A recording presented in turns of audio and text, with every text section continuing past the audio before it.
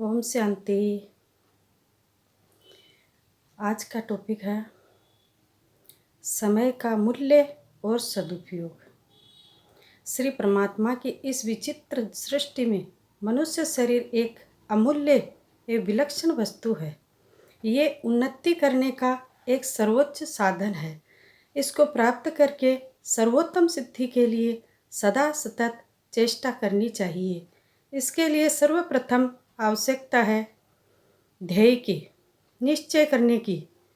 जब तक मनुष्य जीवन का कोई ध्येय उद्देश्य ही नहीं बनाता, तब तक वह वास्तव में मनुष्य कहलाने योग्य ही नहीं, क्योंकि उद्देश्य विहीन जीवन पशु जीवन से भी निकृष्ट है। किंतु जैसे मनुष्य शरीर सर्वोत्तम है, वैसे इसका उद्देश्य भी सर्वोत्तम ही होना चाहिए। सर्वोत्तम वस्तु है परमात्मा, इसलिए मानव जीवन का सर्वोत्तम ध्येय है परमात्मा की प्राप्ति, जिसके लिए श्री कृष्ण ने कहा है, यम लब्ध्वा चापरम लाभम मनेते नाधिकम ततः। इस परमात्मा की प्राप्ति के लिए सबसे पहला और प्रधान साधन है जीवन के समय का सदुपयोग। समय बहुत ही अमूल्य वस्तु है। जगत के लोगों में पैसों को तो बड़ी वस्तु समझा है, किंतु समय को बहुत ही कम मनुष्यों ने मूल्य दिया है। पर वस्तु विचार करने पर यह स्पष्ट हो जाता है कि समय बहुत ही मूल्यवान वस्तु है। विचार कीजिए, अपना समय देकर हम पैसे प्राप्त कर सकते हैं, पर पैसे देकर समय नहीं खरीद सकते।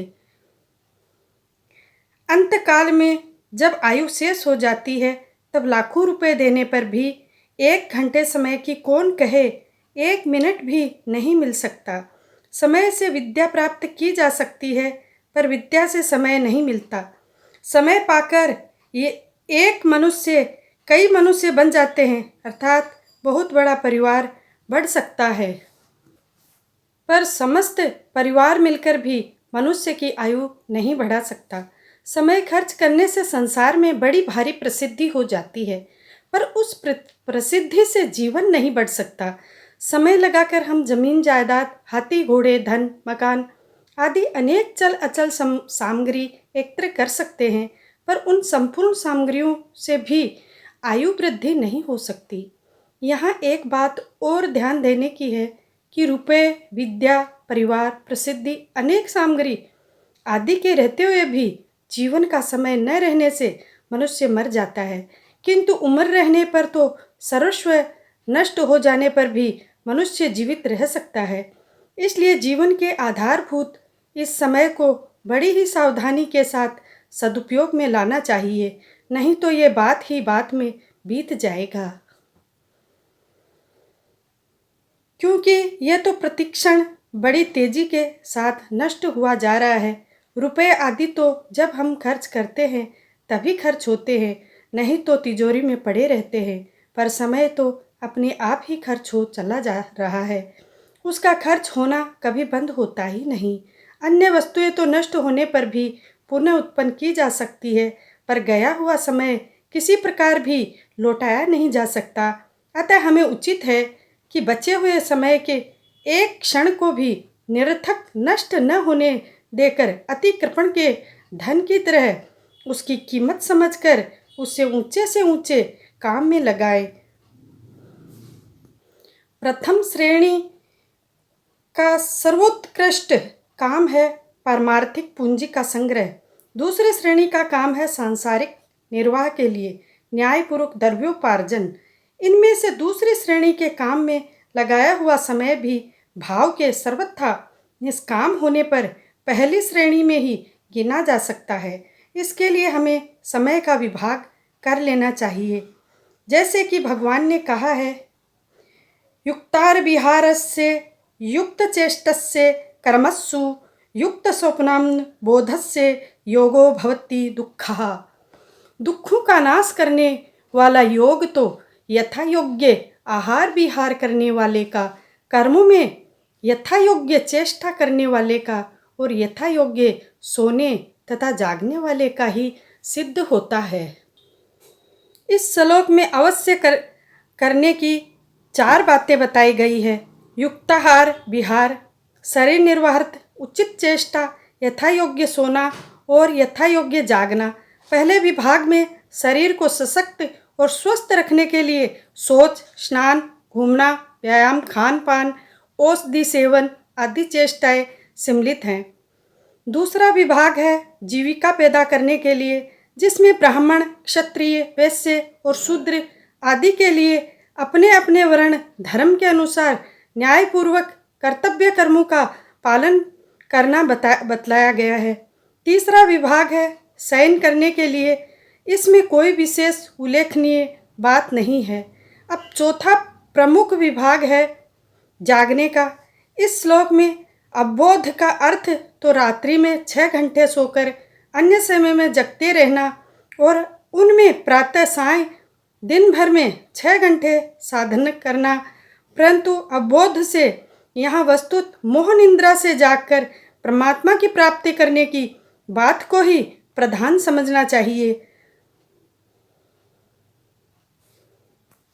श्री शंकराचार्य जी ने कहा है कि जागृति को वा सद्विवेकी। अब इस पर विचार कीजिए।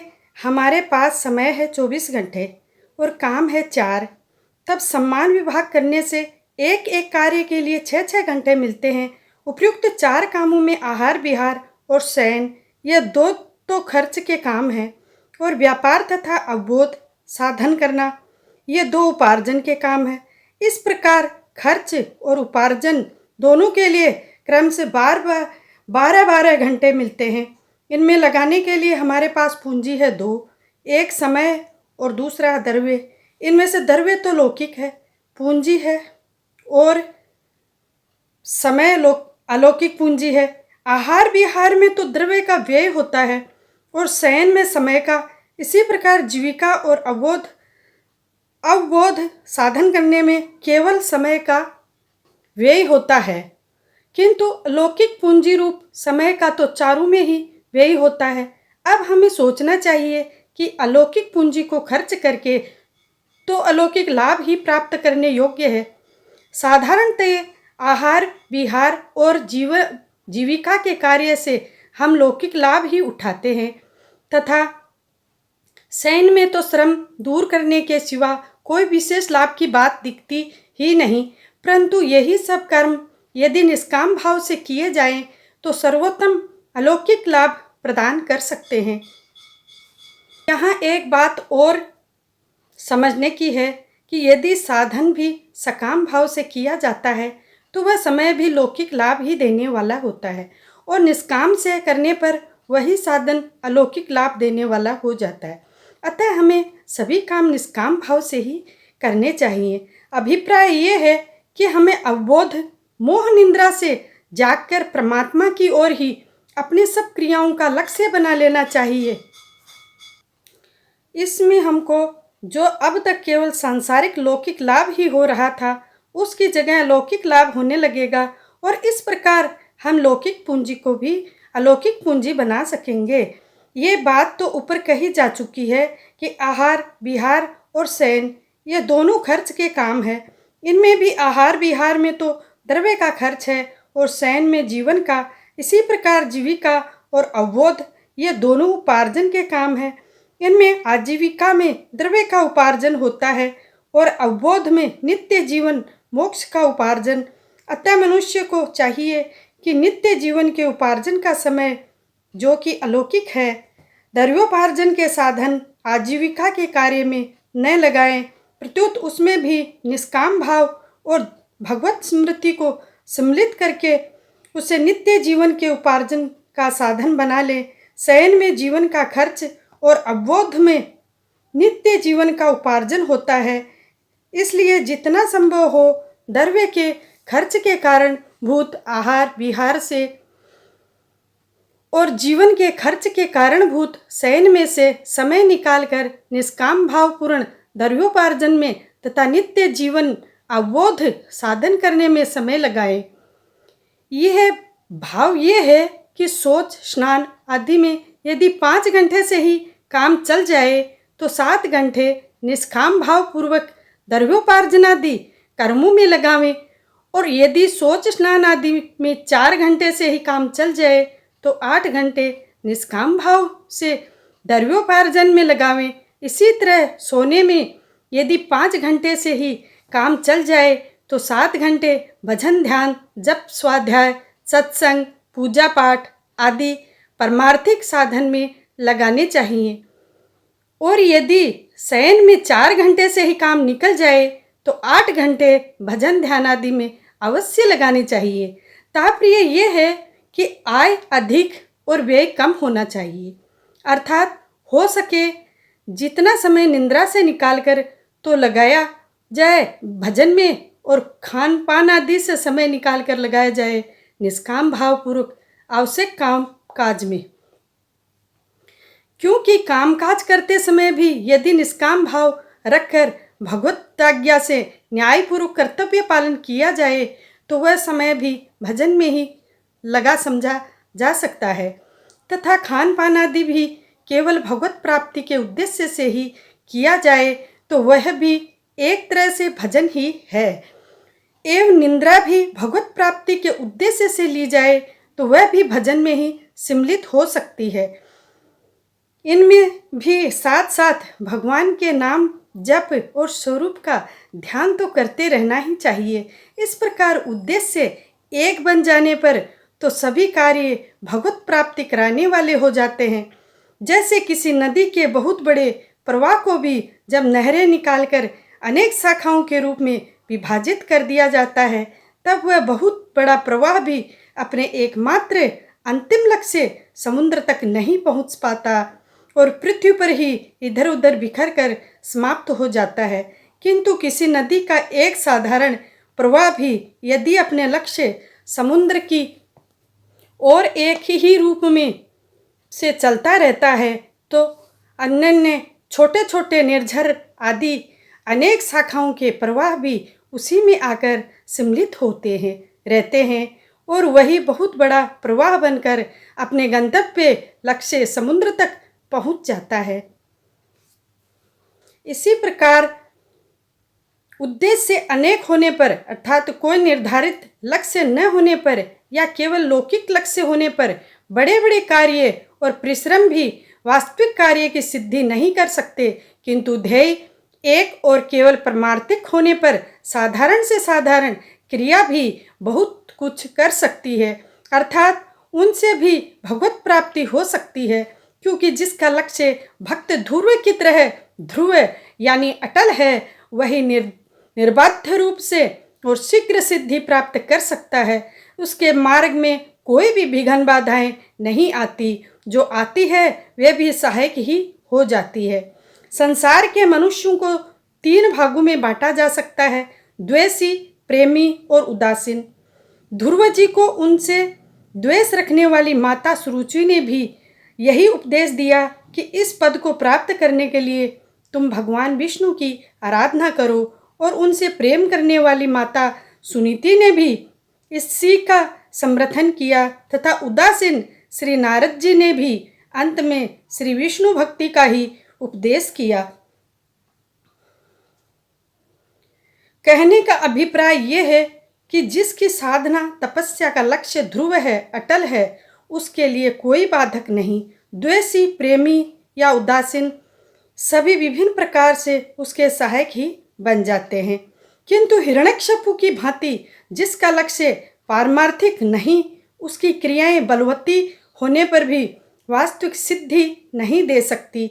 ब्रह्मा जी ने स्वयं बतलाया कि हिरण्यकशिपु और हिरण्याक्ष जैसी तपस्या सृष्टि में अभी तक किसी ने नहीं की।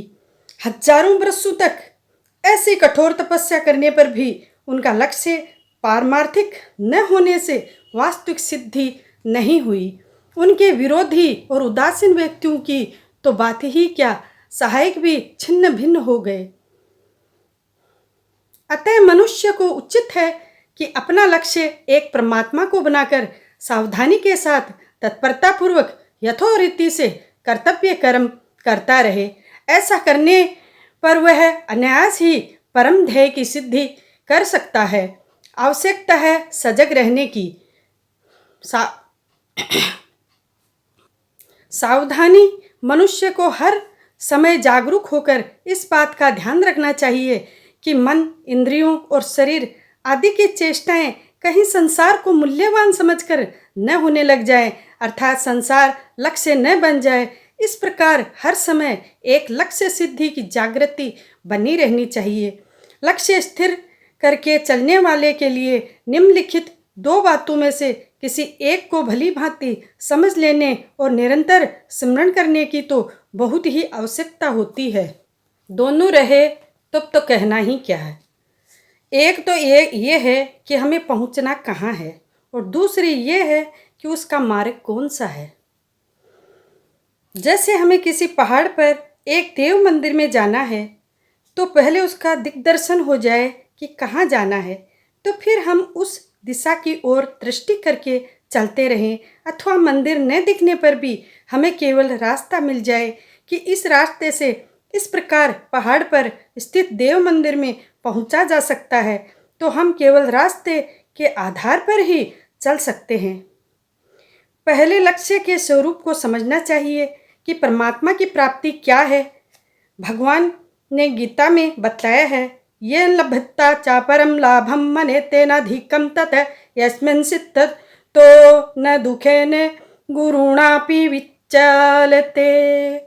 अर्थात उसकी प्राप्ति होने पर उससे बढ़कर अन्य कोई लाभ होता है, ऐसी मान्यता उसके मन में रह नहीं सकती, और उसमें स्थित होने पर बड़ा भारी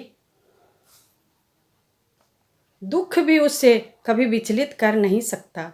यानी कैसा भी कष्ट क्यों न प्राप्त हो, हमारे परम आनंद में कभी कमी आ ही नहीं सकती, तो फिर दुख तो वहाँ रह ही कैसे सकता है।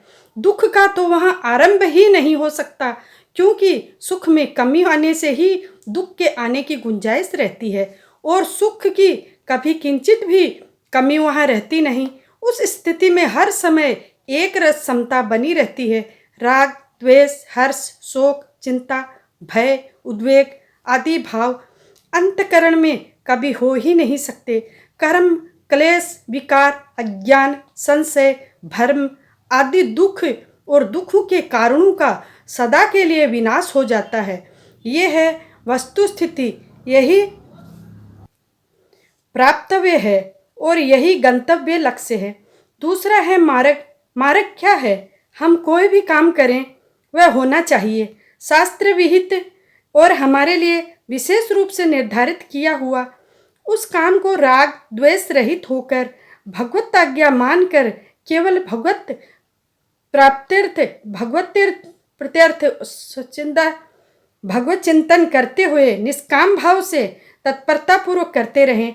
लक्ष्य और मार्ग स्थिर कर लेने पर भी साधक के लिए एक बहुत बड़ी आवश्यकता है भगवान पर भरोसा रखने की। हृदय में ये विश्वास सुदृढ़ होना चाहिए कि मेरा वह कार्य अवश्य ही सिद्ध होगा, क्योंकि मुझ पर भगवान की बड़ी भारी कृपा है। भगवान के मार्ग पर चलने वाले के लिए बड़े भारी आश्वासन की बात तो ये है कि इसमें घाटा नुकसान तो कभी होता ही नहीं। तुलसी सीता राम कहूँ दृढ़ राखूं विश्वास, कबहूँ बिगड़े ना सुने रामचंद्र के दास। इसलिए हमें परमात्मा की प्राप्ति के मार्ग की ओर बड़े जोरों से उत्साहपूर्वक लग जाना चाहिए, क्योंकि समय है बहुत थोड़ा और काम है बहुत अधिक। संसार के भोगों का तो कोई अंत नहीं है। दुनिया के जो मज़े हैं हरगिज भी कम न होंगे, दुनिया के जो मज़े हैं हरगिज भी कम न होंगे। चर्चे यहीं रहेंगे, अफसोस हम न रहेंगे, तब फिर हमारा कौन होगा। अतएव तृणन्यतम न पतेदनं मृत्यु यावे निःश्रेयसाय विषय खलु सर्वत्र स्यात्। कल्याण के लिए अति शीघ्र यत्न करें और मृत्यु पर्यंत कहीं भी मार्ग से च्युत न हो, इसके लिए सदा सावधान रहें, क्योंकि विषय पदार्थ तो सर्वत्र ही उपलब्ध हो जाते हैं। इस भगवत वाक्य के अनुसार शीघ्रता करनी चाहिए, क्योंकि अन्य सब वस्तुएं और बातें तो सभी जगह मिल जाएंगी, पर भगवत प्राप्ति का स्वसर तो केवल इस मानव शरीर में ही है।